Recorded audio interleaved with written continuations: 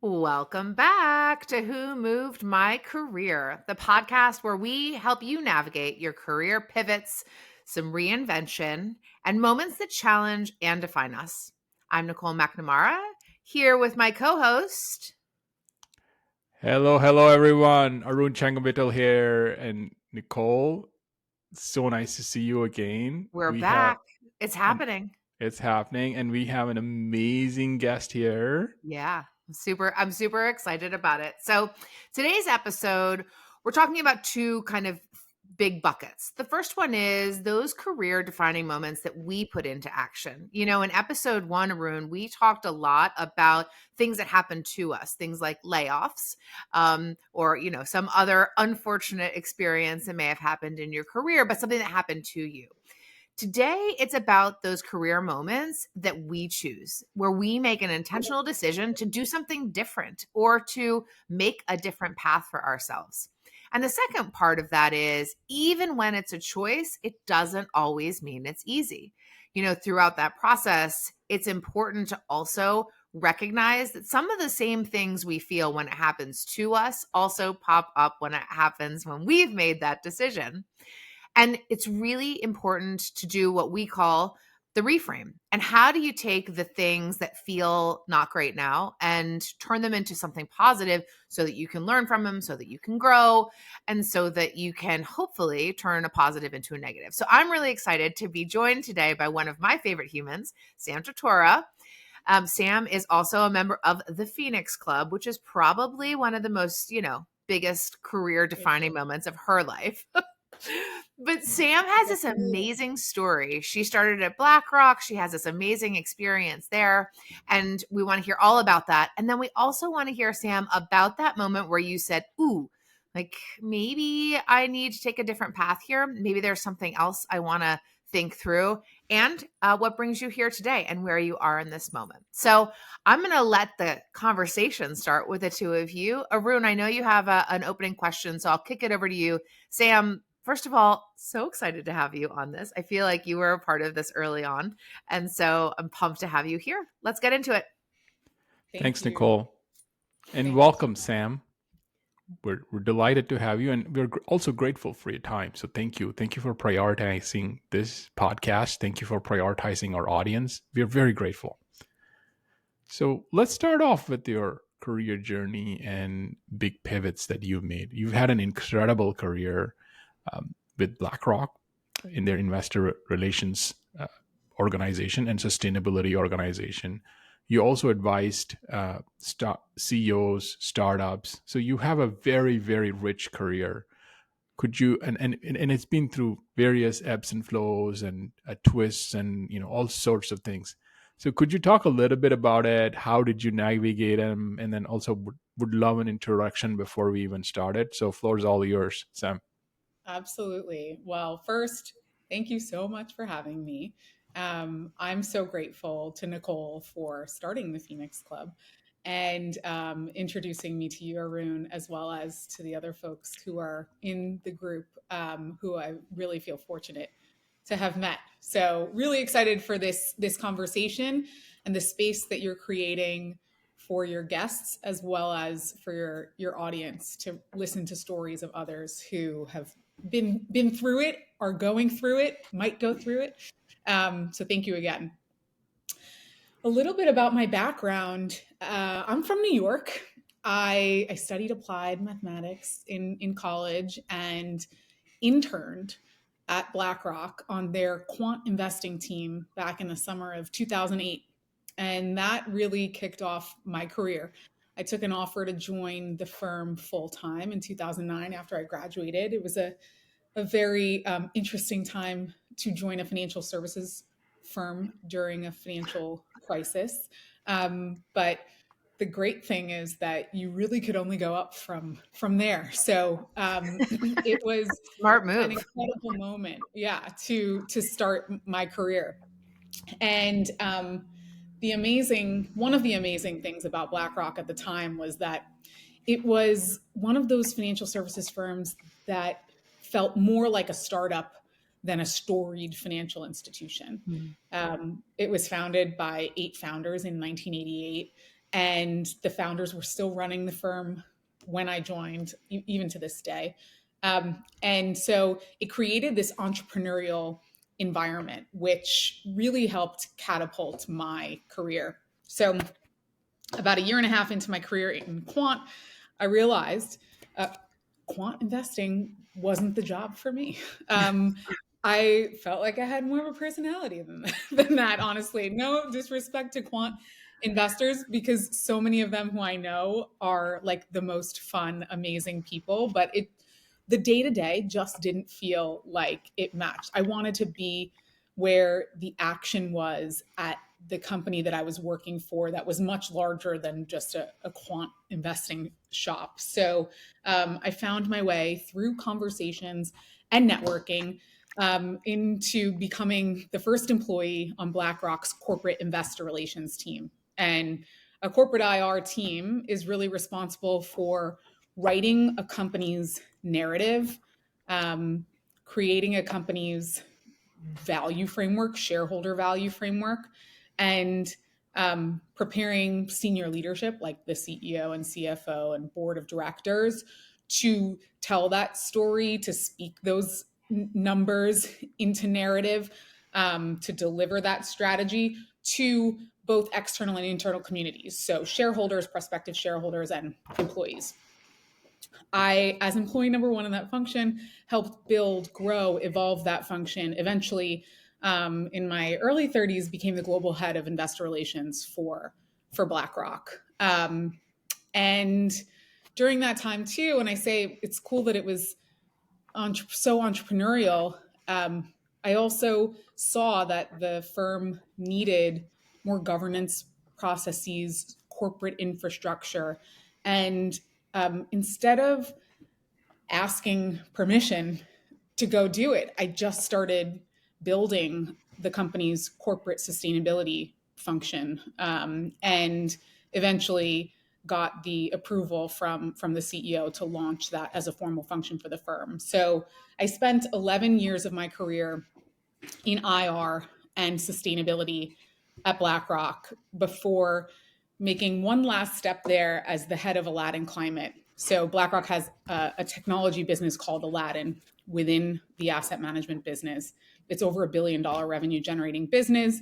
And I was leading a team responsible for integrating climate analytics into this investment and risk management platform. So that takes me to 13 years at BlackRock. What else was happening in my life during this time? When you're somewhere for 13 years, at least, and I'm not sure everyone feels this way, but I started to associate my worth and my identity with just this one company, and also work as the most important component of my life. And I poured all of my energy into it, and it served me well, and I loved doing that.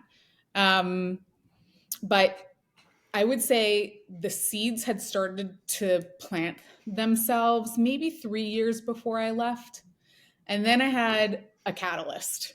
And I feel like we get blessed with catalysts, and we may not always see them as such when they hit us. And that goes to your reframing point, Nicole. It's like, how do you view and frame certain things that happen to you that cause you to make decisions and changes in your life?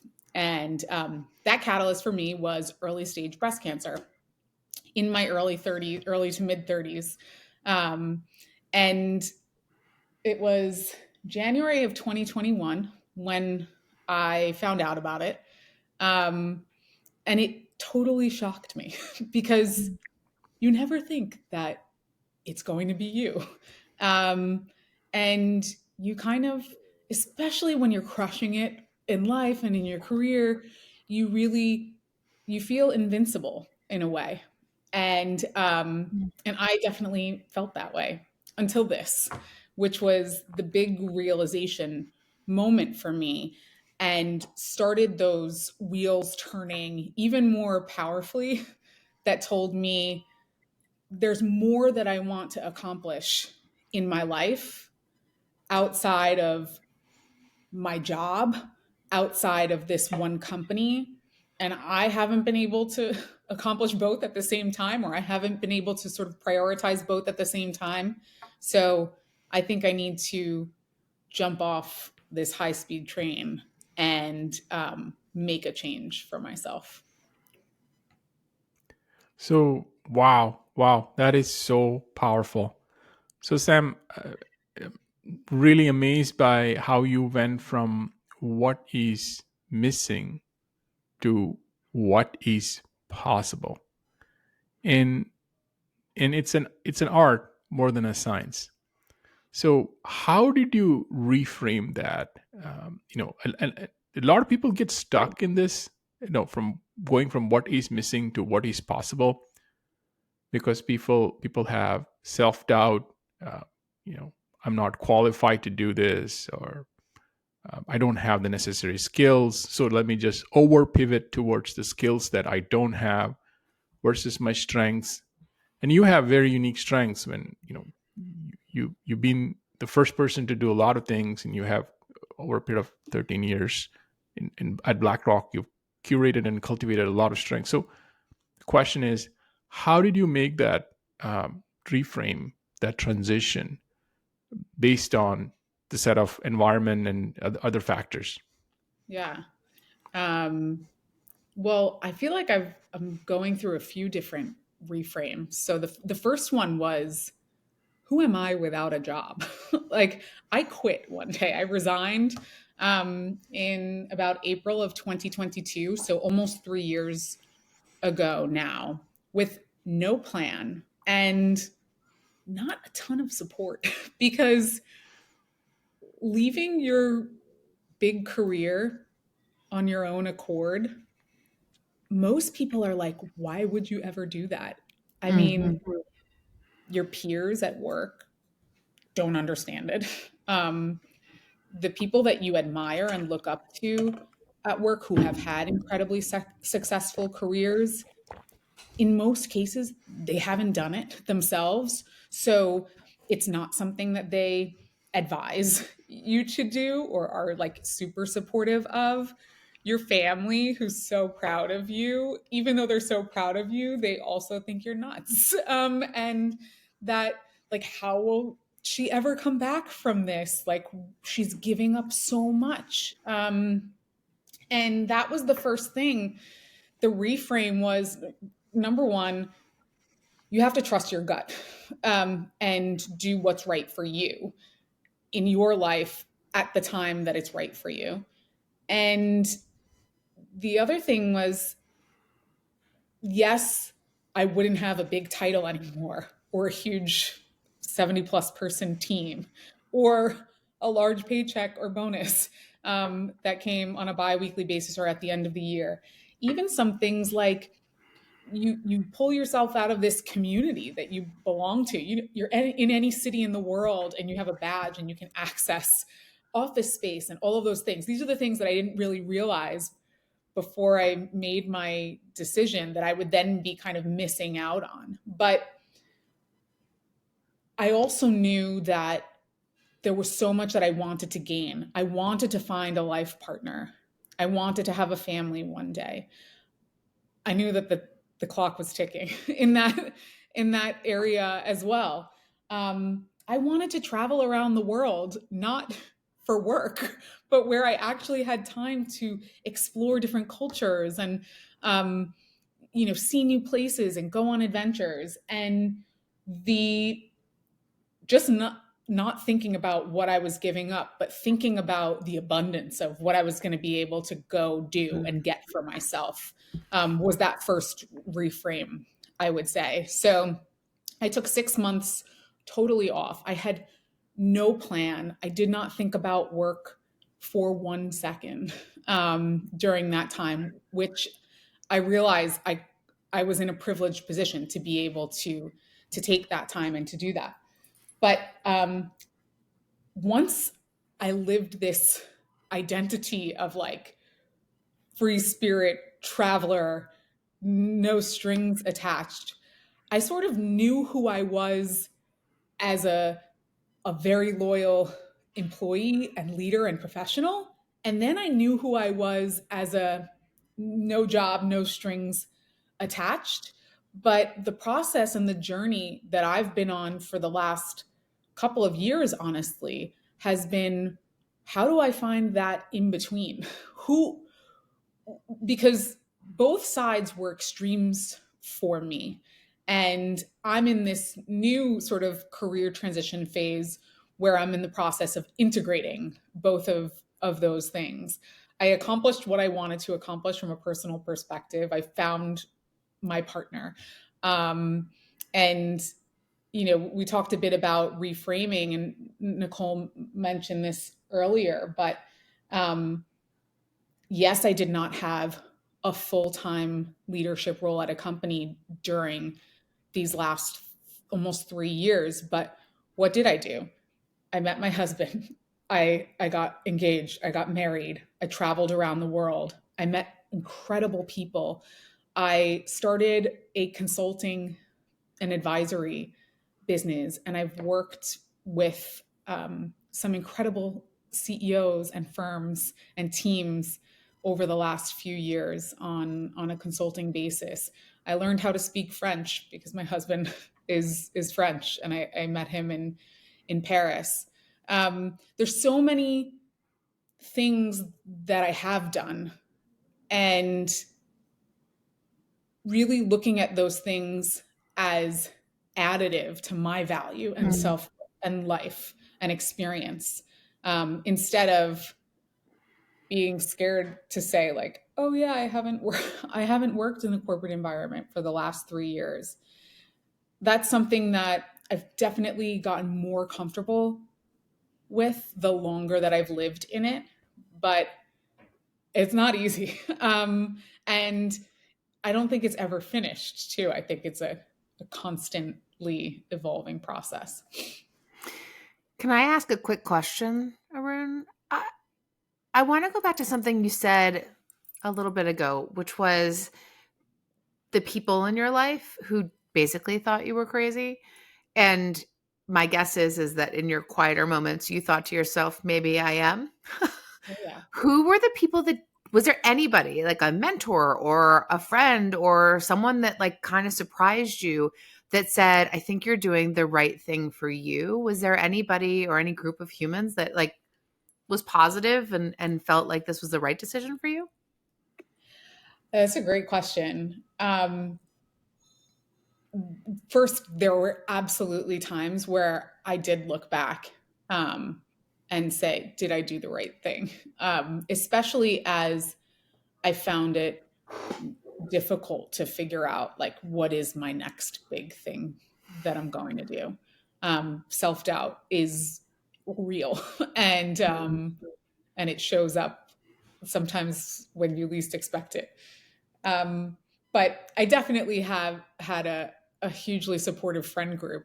And my family came around too, honestly, once they saw how different I was from the person that I was when I was working 14 to 15 hours a day, Yeah. to a person who was just like fully embracing life. My friends and family were then very supportive. I got to spend a lot more time with them than ever before. And so, yeah, I really do appreciate the support that did come, and the people who sort of trusted and believed in me, and who I know my happiness is important too.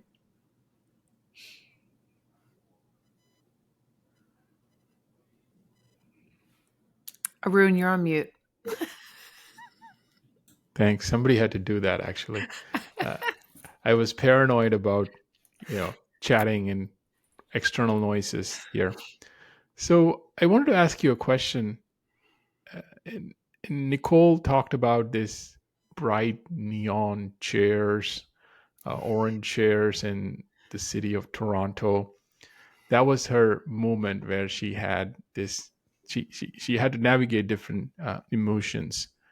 And what I learned from Nicole, and also talking to our friends at the Phoenix Club, is there is that moment, and then one goes through the moment, whatever that one is going through, and then there's this mindset one adopts.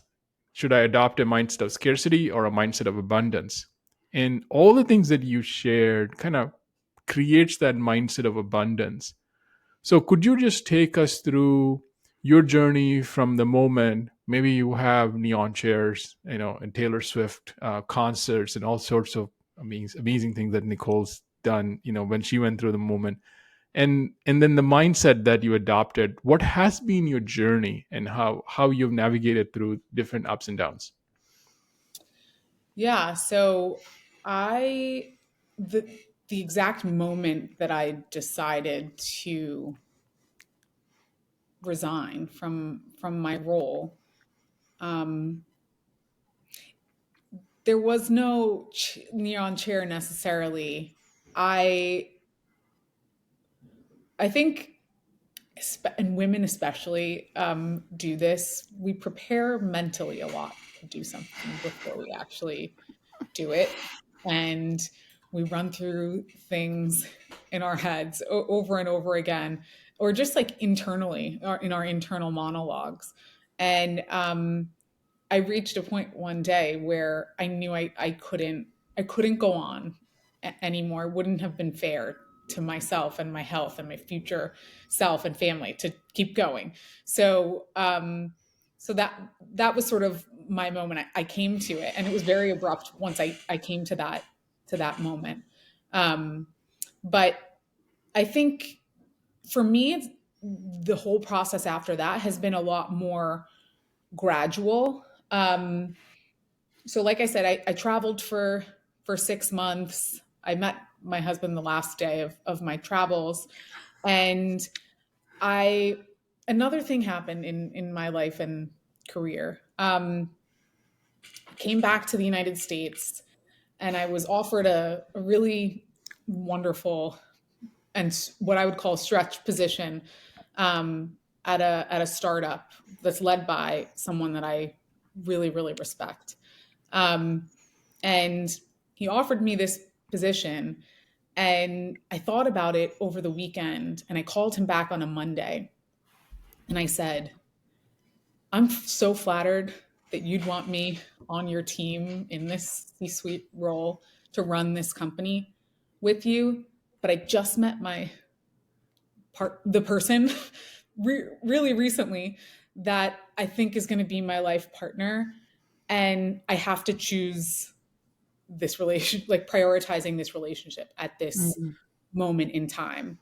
And that was another one of those moments for me where I was choosing myself again. And this was an uncomfortable position for me to be in, because I was like, you all talked about the types of employees that you were on the last episode. Like, I was that employee who lived and breathed the company that I worked for, incredibly loyal, would put the company before myself or my needs many times in my life. And this was sort of the second time I chose me. I chose my life. And I questioned myself in that moment. And after that, too, especially as today, I would love if someone offered me that same position or a Yeah. role just like that. And in some ways, you're kicking yourself. You're like, why did I choose no again? But again, I reframed, and the things I've gotten out of that, I got to move to Paris. Like I said, I got to learn to speak French. I got to build a relationship with the person that I think is the absolute perfect partner for me in life. And those things matter too.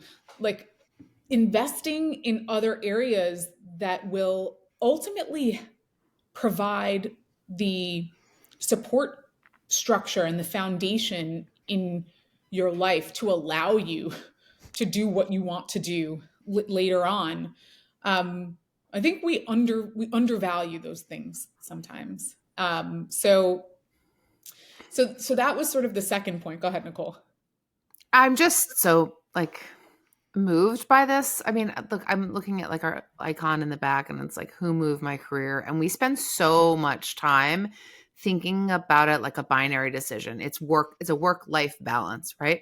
And this podcast is obviously dedicated to your career, but I don't think we ever want to we don't want to cross a threshold of your career at a loss for everything else. And I think without the benefit of time and space and perspective, you can get like that. I mean, all three of us have worked in organizations where we look and we see marriages in tatters. We see kids that aren't speaking to their parents. We see poor behavior in Las Vegas.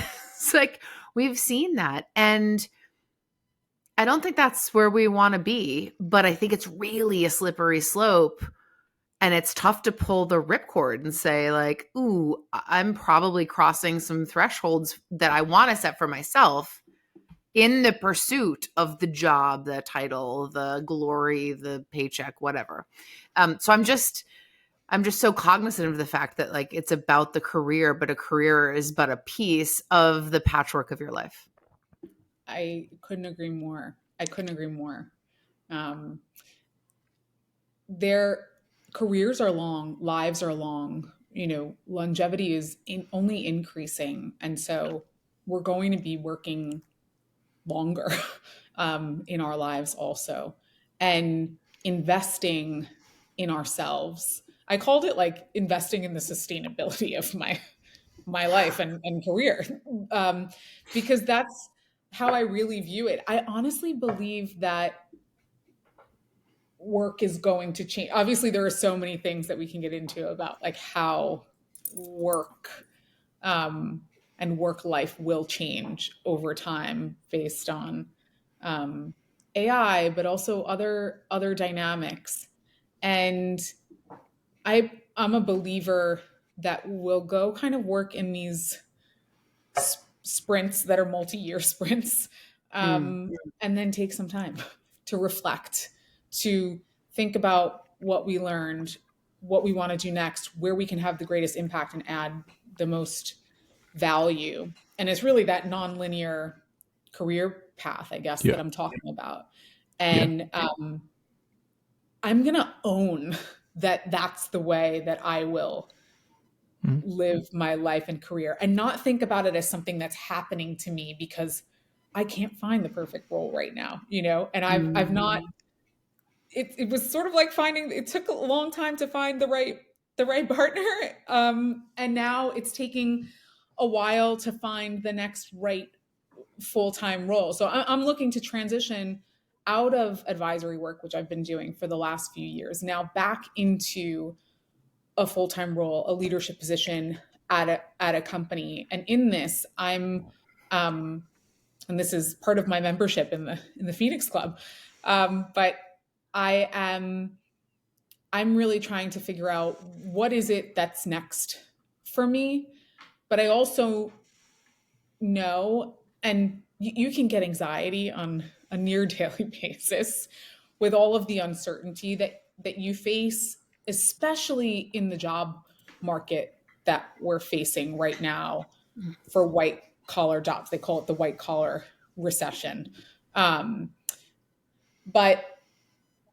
I think another reframe is taking back the reins and saying, I'm going to own what this career journey looks like for me. I'm going to own that it might take me some time. And what does time matter really? Am I worried about what it says on my resume, like the last time I held a full-time position? Well, you know what? I think that's an antiquated way of companies looking at people and their experiences, to just say like, oh, this person hasn't been in an operating role since 2022. That's not that long ago. And also, here are all these things that I've done in between that were incredibly impactful. So I'm really trying, and it's a process, and it's a daily process. And some days I'm like on the top of the mountain and I feel so strong and so in control of it. And other days I'm at the bottom and I feel like none of it's in my control and the uncertainty is very overwhelming. But I think my long-term journey is going to be to not give in to some of these inherent like fears that are instilled in me because of the way the system has worked. Like, it's easier to get a job while you still have a job. Everyone says that. So don't leave your job, because just find another job while you still have a job. I kind of broke that and I'm going to find a job that I really love. And um and then I will talk about that story of like how you don't have to have a job to get a job. Um other other things, I think that it's really hard these days for people to be considered for roles that they haven't done the exact job description for.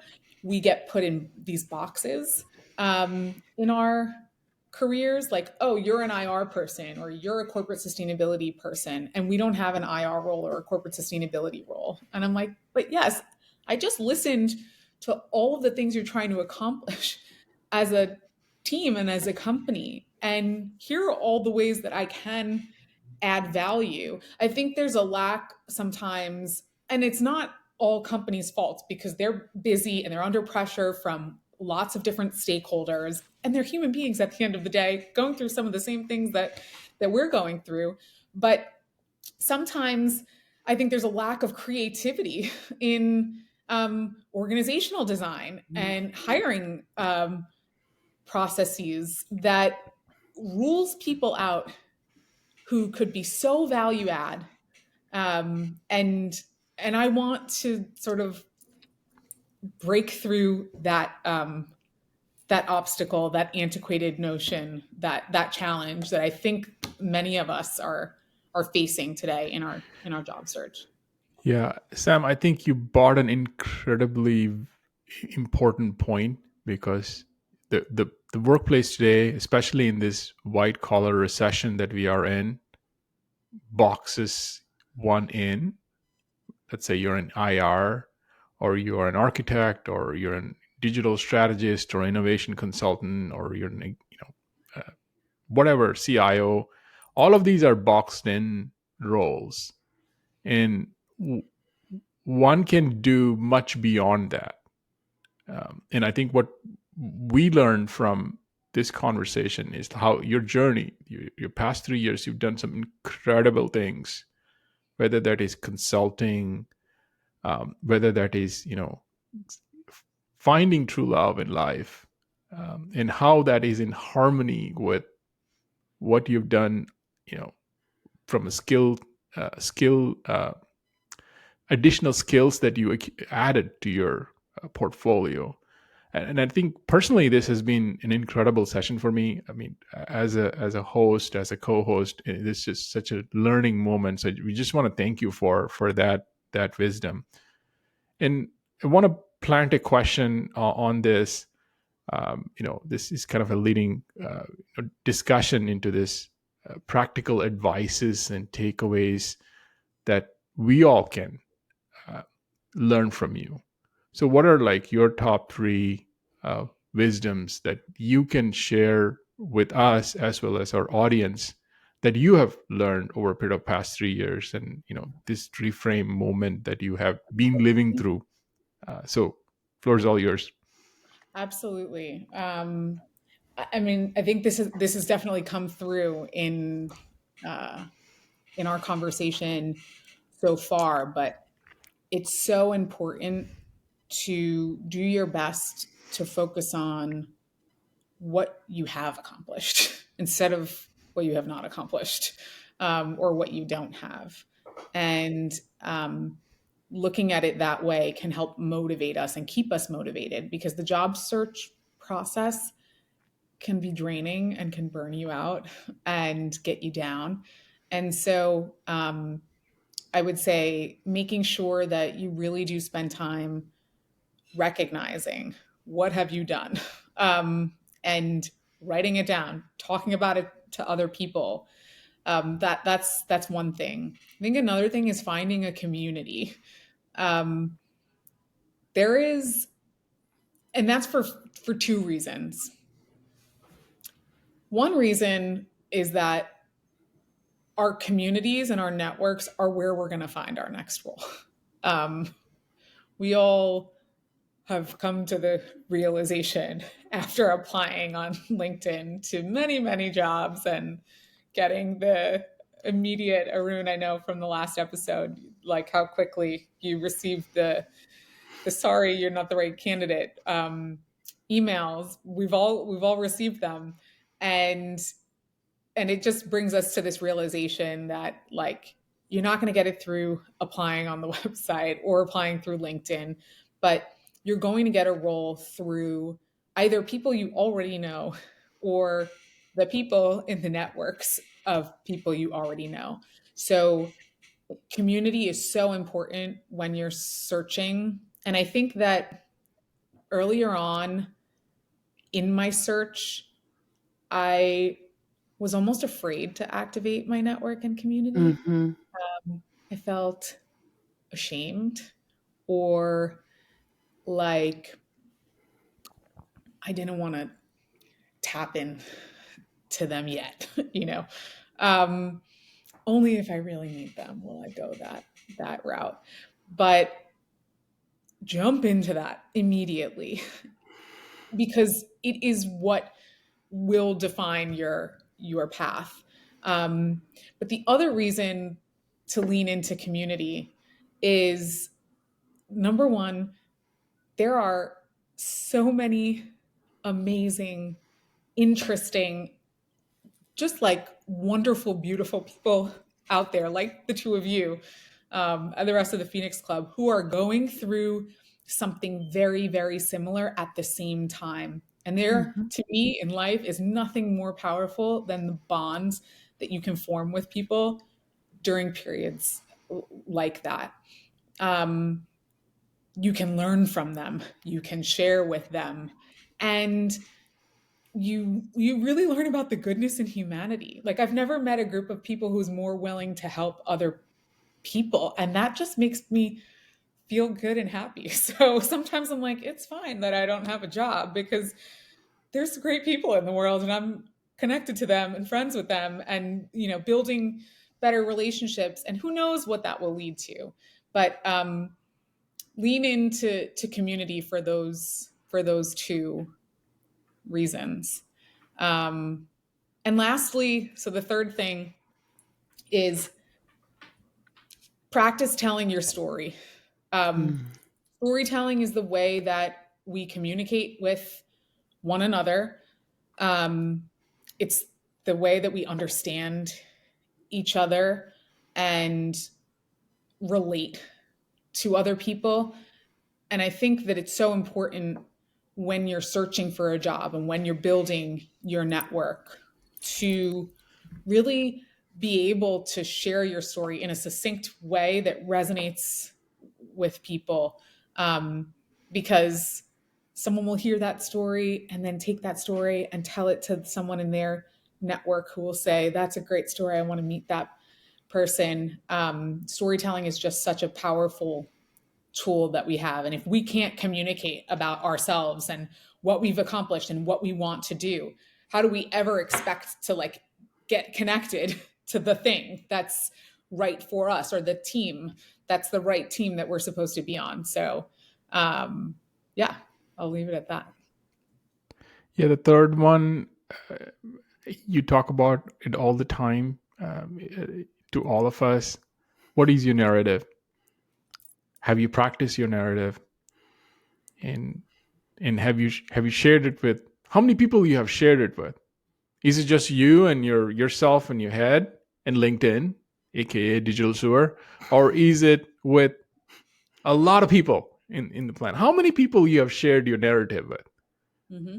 I think that was a big challenge that I took away from my conversations with you. That I wanted to have a target. Let's say I want to share my narrative with 30 people in next 30 days or 60 days. It could be 100 days. But you're getting yourself out there. I think personally, this has been a major, takeaways, for me personally, working with you and, the friends at the Phoenix Club. So this is incredible. So I want to pass the mic back on to Nicole, the brain and the marketing genius behind this whole thing. Nicole, over to you. Yeah, I'm adding that to my next narrative. Arun says I am a marketing genius, so thank you for that. Sam, we didn't ask perhaps the most important question, which is, how's your health? It's great. Thank you for asking. I really appreciate that. I'm doing well, and I feel better than ever. And I think part of that is that I've given myself the time to really heal, like physically, mentally, emotionally, and come back stronger than ever. So thank you for asking. Well, we are glad that you are healthy, and we are glad that you are in the Phoenix Club. And I am glad to know you and consider you a friend. Sam is one of the best door openers you could ever hope to meet in your whole life. And we kind of met through happenstance. And I will be forever grateful to the person that introduced us. So I'm really thankful. And I know Arun is as well, that you joined us today. This has been many months in the making. And I'm so grateful for your story. And I encourage our listeners to go through the reframe process, especially when you're having what Arun would say is a gray zone day, or what I would say is a 0 on the 1 to 10 scale. Going through that reframe process and thinking about all the things that you have. It's written in every self-help book, but practicing it and hearing that other people are not ashamed to talk about it, I think is so important. So thank you for your time. Thank you for being part of my personal reframe. And hopefully this is helpful for others as well. To our audience, thank you as usual for coming and listening. Hope you found this as enjoyable as we did. The thing I'm going to leave you with is something that Sam said, which is, I chose me. And so I hope that whatever it is you do after you hit end on this podcast, you choose you. So thanks. Look forward to seeing you all next time. Thank you.